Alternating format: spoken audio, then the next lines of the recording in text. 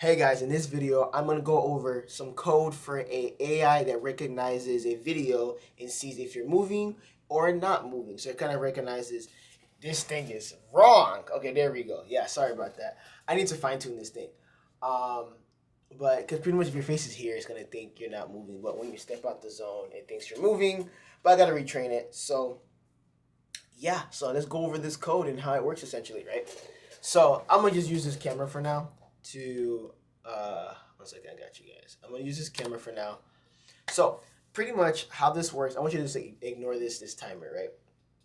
How it works is AI video models pretty much use a series of pictures, right? Because video is made up of pictures. So what happens is that the model, you need to train the model, right? So you need to train your AI model for whatever motion you want it to recognize, right? So we're trying to make it recognize a pattern or a type of motion, right?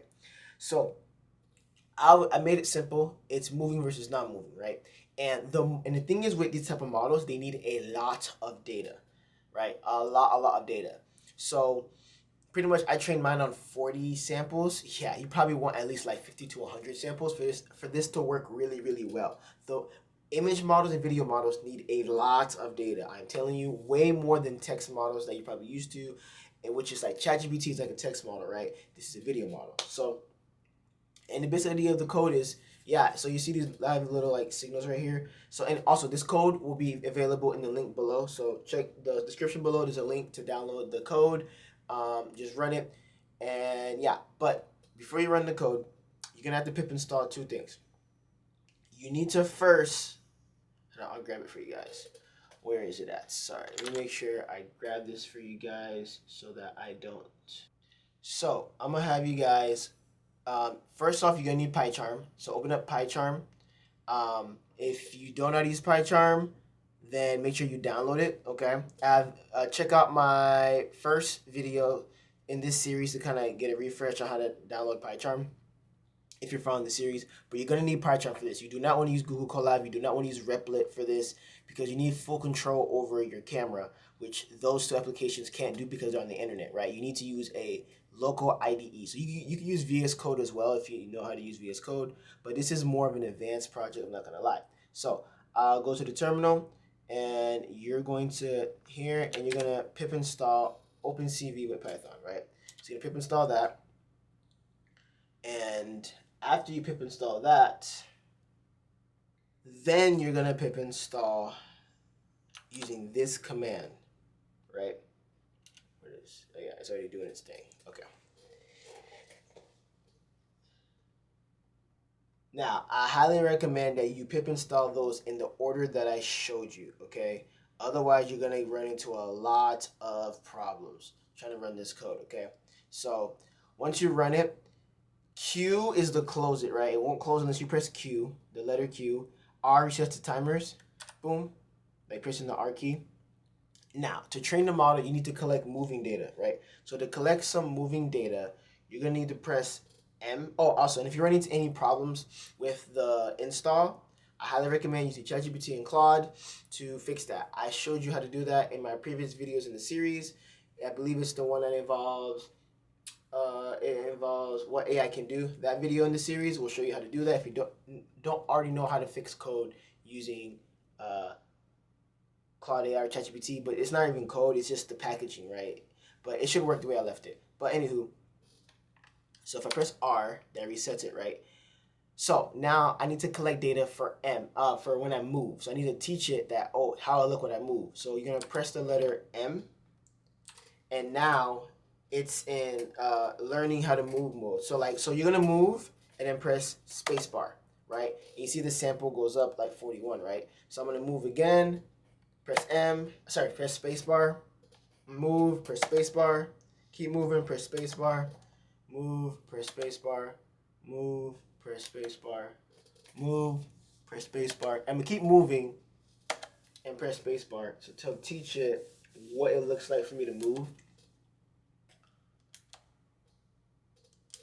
And it's better to keep moving as you press spacebar. So don't stop and move.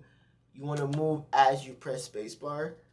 Because if you stop moving, then you'll confuse it on what being still looks like, right? What not moving looks like. So you want to just keep moving. And what's happening is that it's recording a bunch of frames of pictures into a video, and each spacebar sends a video clip to it to train on, right? And you want to do like a bunch of different stuff. Like you can like scratch your ear, you can touch your nose, you can fix your shirt, right? As long as you're constantly moving, so the AI understands what moving looks like. Just try not to stand still for too long, okay? Try not to stand still. So I have 66 now, right? Whatever, cool. Now I'm gonna teach it how it is to not move. So when I press S, it's gonna now be in learning mode for not moving. So I press S, and I'll just look at the camera like this, and I'll press spacebar.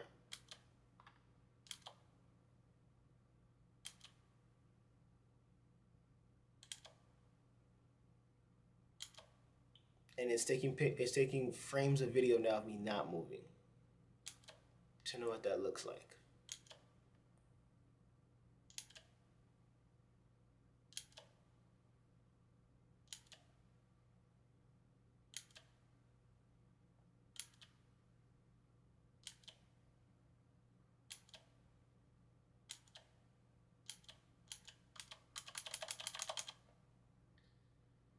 And now I'm gonna press the letter T to train the model.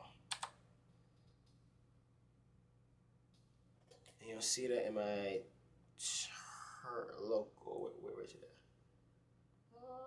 Where is the stuff at? Oh, here it is. Right here in my run.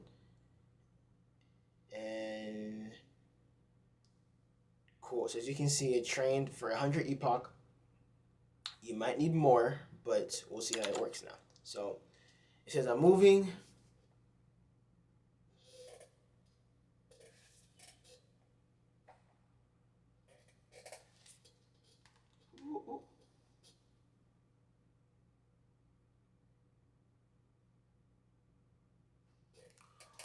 Choo, choo, choo, choo, choo, choo, choo, choo.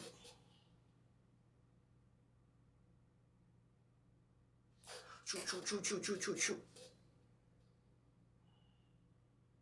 Cool. So as you can see, that's how it works pretty much, you guys. So, and you can see whenever I'm moving, the moving timer turns on. When I'm not moving, what the heck? Hold on. I need to train this thing. Look. Yeah. So you see that the timers alternate between when I'm moving and not moving. Yeah. So that's pretty much how the code works when you run it, right? So I'm gonna press Q and kind of go over it very briefly and how the code itself works. Matter of fact, and then to clear the data, you press X actually. Yeah, that clears the data. So now it resets it. So now if I try to train it, it won't. So if you want to start from, if you messed up and whatever, you want to give it new data. Let's say you're moving during the still and you're being still during the moving stuff. Yeah, you don't gotta worry about that. Just press X to refresh it. So now if I'm doing all this moving, you put it in training mode. So M for moving, right?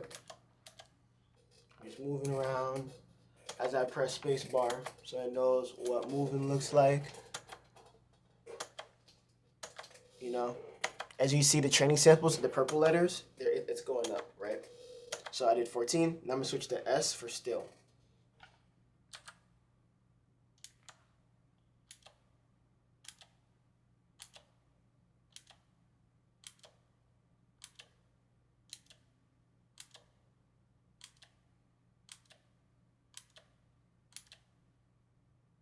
Press T. Now, you want to have equal number of moving samples and non-moving samples so that your data set is super balanced. So it's done training. So I'm moving, stop.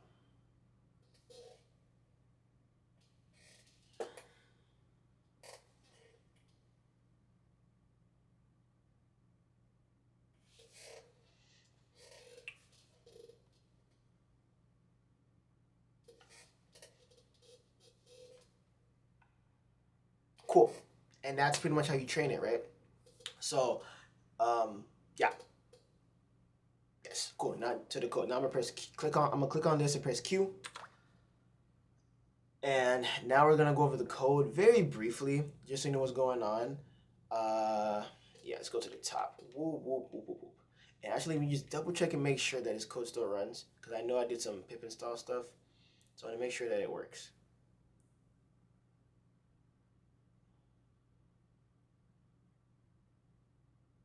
All right, cool. It does work. Cool. Yeah. So make sure you pip install using the order that I taught you guys. Okay, that'll make it work. So, all right. So this is how the data flows, right?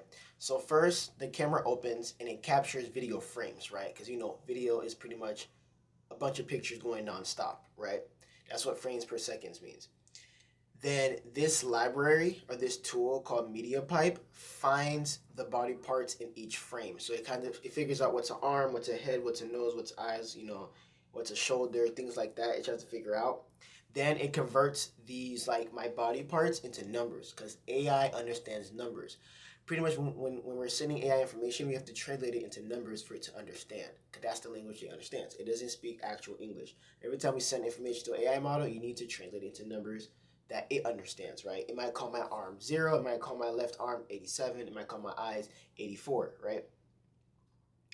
Then we got frame buffer, last 20 frames of numbers. So this is pretty much like, I don't know how to explain frame buffer. This requires like knowledge of video stuff. I recommend looking into frame buffer. This is like a what's it called?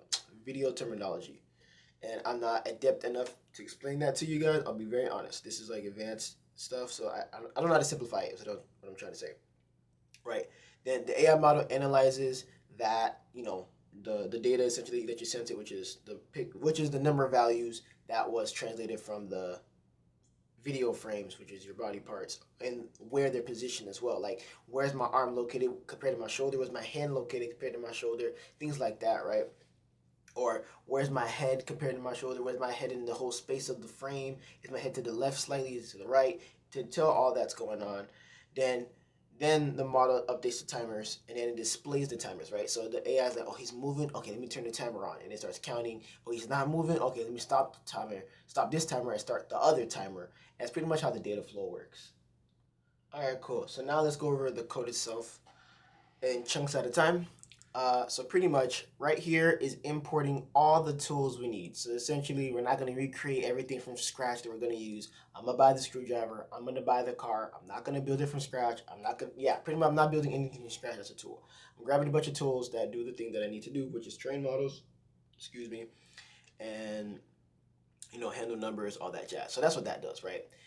These lines of code are for choosing whether or not we're going to use the GPU to do everything, or we're gonna use the CPU, right? CPU is pretty much everything. Like what your computer normally does is CPU. Any graphics is the GPU, because GPU is pretty much the graphics card. So graphics card is just better for doing AI stuff and training AI models on the GPU is better because it's faster. But if that's not available to be used because it's too weak, then we can just use the CPU. That's not really a big deal. That's automatic. You don't have to do anything with that. Your computer knows what to do. Just understand that if you use CPU, it might take a little longer to train, the more video frames you have, okay? There's that, right? So that's what that means. Yeah, I think yeah. So now we're talking about this area, right? Define. So now we're creating a function, right? And a function is actually creating our own tool. This tool is kind of like opposed detector is pretty much like I said, the arms, right? So it's figuring out like, oh, my elbow's bent, my elbow is not bent, right? My shoulders are straight, one shoulder up, one shoulder down.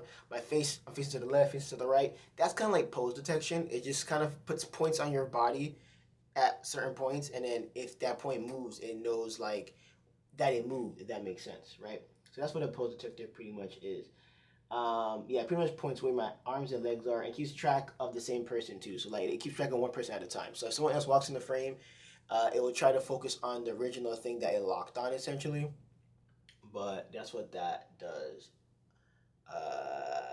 Yes, to explain that. Yes, cool.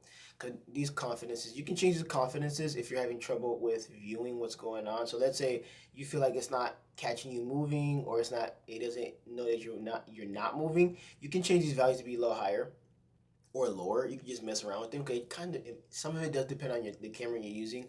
I'm using a Logi MX Brio camera, I think it's called. That's what I have on my computer. But yeah, you don't have to change that if you don't want to, but you can change those two number values. If I were to change it, the highest you go is probably 9, and the lowest you go is probably 0.1, right? That's what I would recommend if you start changing it within that range, right? And it, yeah, I'll just say like you can do like 1.1, 1.2, 1.3, 1.4, 1.5. You can do all these values if you want to try different values, okay? Cool. So now we got this next chunk of code right here. Hold on 1 second. Let me highlight all of this so you know what I'm talking about.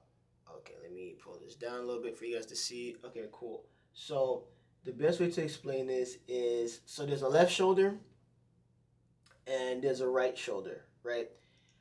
Pretty much it's kind of like the borders, right? Let's say like when you're doing the video, right? You see like the edge of the camera, it can tell like, oh, his left hand is like 2 feet from that left border, but his right hand is like 4 feet from that left border, right? It kind of just to figure out the distance of my points, based on like different borders of the frame, right? So there's a top, left, right, and bottom frame, right? Or like the borders of the frame. And it kind of figures out how far each point is from the frame. From the border of the frame. Sorry. That's pretty much what that means, right? So you have like left shoulder, left elbow. It tries to figure out where all these things are. Notice that I didn't stand up. If you stand up, it should probably work a lot better because it's looking for the hip, left hip, right hip, all that stuff. So it's trying to figure out where these points are and where they are relative in the space. Yep. So that's what that does, right? And technically, to make it better, you could remove these two if you want to improve it. Since we're not, actually, you can remove these two as well. So those 4 you can remove potentially to make it work better. If you're not showing the hip, even elbow potentially you can remove the elbow just because we're not showing our elbow. But it depends on you. Like if you want to do the full body thing, you can keep all these. But if you're not doing full body and you're having issues with the understanding that you're not moving, you can probably get rid of some of these so it can focus better. So that's what I recommend. Next, we have this function right here, the calculate movement score, right? So the calculate movement score, this one is essentially like, how would I explain this? Yeah, it's how do I explain this? It's pretty much like how far one is from another, right? Like how far is one point from another point. That's pretty much what this means. And the points I'm referring to are like the points, like the hands a point, the elbows a point, or like the fingers are points. That kind of calculates how far things are from each other exactly, right? Or how much it moved, right? Because it's talking about movement score. How much did it move from one spot to another? So that's pretty much what that does in a nutshell. Because this fancy name is a mathematical equation for calculating distance. There's multiple different types of distance equations, but this is like a very popular one that you'll see in statistics. But yeah, let me not get too crazy. Now we got this right here. This right here is our neural network, right? So we're using something called whoa, let me make sure I'm saying this right. I need more space. Sorry, LSTM model. So pretty much it's like one of the original AI models. So everyone thinks ChatGPT is the only AI thing that exists. No, before ChatGPT, aka the GPT model, there was something called LSTM models. These can understand things going forward and backwards. It's essentially like they're big, why they're used for this situation because they're bidirectional. So they can see forward. They can also see backwards. You would see them a lot used before in recognizing sentences, but they're good for videos as well. And this pretty much creates the model, right? So the best way so this is like so if you've ever seen a video about neural networks, this is like the hidden layers right here, and this is how information moves from one layer to another layer. These dropout layers prevents overfitting, which means the model doesn't just memorize something; it actually learns because of this. And we're using ReLU activation, and that's the basis of what this is. I recommend not messing with this. This is the input size. If you have input size issues, like if it's telling you, oh, I see like 30, input size of 30, or if there's an area involving input size, this is what you would change right here. But everything else pretty much stays the same. We have only 2 layers going on. You could improve this by making it just 1 layer and modifying the code for just 1 layer. That would help out if you're having trouble understanding it. All right, sorry, if the model's having trouble understanding that you're moving or not moving, making it 1 layer and just adding more neurons to that layer would help, I recommend. or you might need to increase the dropout from like 0.2 to like maybe 0.4, 0.5, 0.6 maybe, just to help it really learn what's going on, right? So that's pretty much what that code does.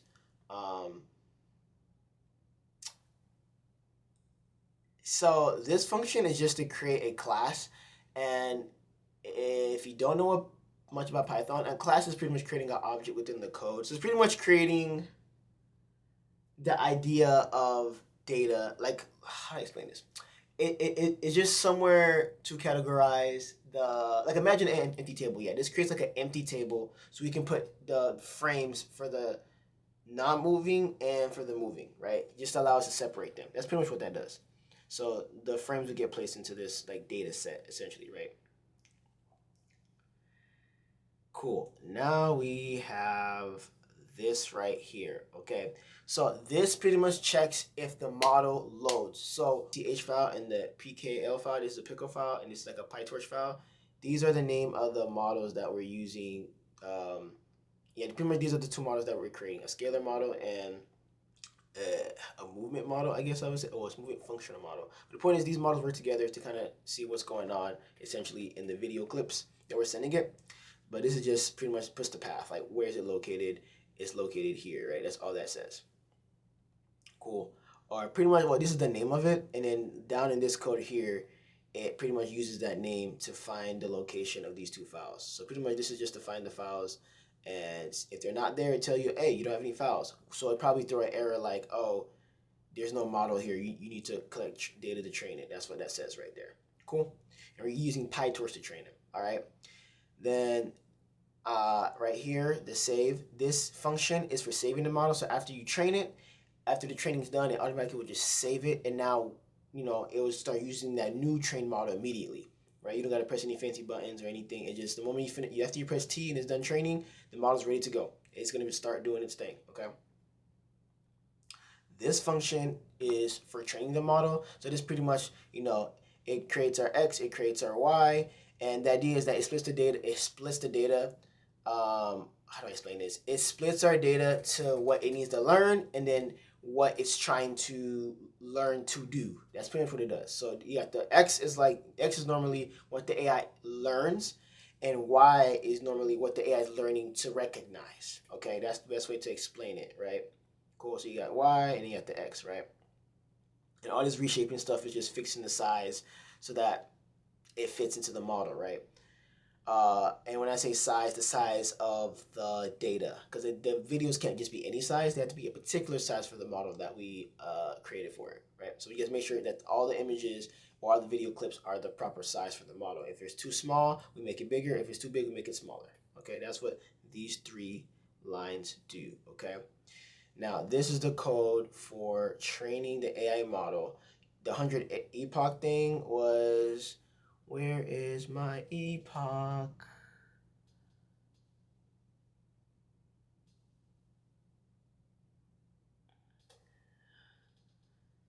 One second, I'm gonna actually train model epoch. Oh, it's there it is. Yeah. Okay, never mind. Never mind. That's where it is. Okay, so yeah, that makes sense. Cool. So this creates the function that trains the model itself, right? So in this model, it's going to ask for some information, and from the information, it's going to do all the training process stuff essentially, right? So it has the loss equation here. Yeah, it has the loss equation, the optimizer, which is probably going to be Atom. If it's not Atom, it'll be a different optimizer. Calculating things are correct or not correct, average loss, right, or accuracy. It calculates all these things. So when it's training, all the information it spits out, that's what it's doing here. And model.train is the actual function that makes the model train, right? So this is the model, and the .train will trigger the training. And yeah, so the optimizer would go here in the parameter, the model will go here, data loader will go here, and then yeah, you get the idea. So cool. So this function is used to train the model. Now we have train full model, right? So if you feel like it needs more training, you can also possibly increase the epoch from 100 to 200, right? Or you can increase the batch size from like 4 to 6. The best way to explain this is if you have like a deck of cards and you're trying to memorize the whole deck of cards, A batch of 4 means that you're trying to show the AI 4 cards at a time to memorize the whole deck. So usually, if you want to improve the model's performance, you want to show it more batches, but you might run into a problem with your computer if it's not strong enough. So that's why it starts low, and you can keep increasing it, but you might get into an error of memory loss because your computer might not have enough memory to show all those videos at once, right? So it depends on you. Now, epoch just means your model will train for longer. Right now, I think 100 epochs trains it for like a couple seconds, and if you put it like like if you put like 1,000 in there, then it might train for like minutes now, right? But it only depends on what you think. So you would mess around with this value essentially if you want to make it run faster, run slower, as if you're struggling to make it work essentially. Um, yeah. So all of this is part of that training process too. So like these two functions right here are for the model training. So this is more of like the output of what's going on during training, and this is like what you tell it what to do in the training itself, right? Yeah, you tell it what to do in the training. So you set everything up to actually train. So it's kind of like this code, the one I just highlighted. This kind of creates like the gym or the study room for the AI to learn, and it starts doing its thing. This creates like kind of like the paper the AI is gonna use to write the notes on to learn, if that makes better sense. Okay. So now we got def predict movement. So this function right here, 1 second. So this code pretty much it figures out if the model is, how do I say, if it pretty much checks everything. It checks the training. Do you have enough like clips to train? It checks to see if someone's actually moving in the clips that it's looking at, right? And then it gives you a confidence score of how confident it is of its answer. It's like, oh, I'm really confident they're not moving. Oh, actually, I'm kind of not confident they're like not moving. And it does that confidence score. You'll see it when I run it. Like the confidence score tells you how confident it is of what it thinks is happening in the video. So that's what this whole section is right here. Is the model figuring out if it's actually moving or not, right? Yes. So should detect movement. So this pretty much, yeah, like it's so pretty much it will say the model's moving if it's moving or not moving if it's above a threshold. So the prediction it makes needs to be above a certain threshold that you set, and that threshold, if you control F threshold, it's pretty sure it's 0.5.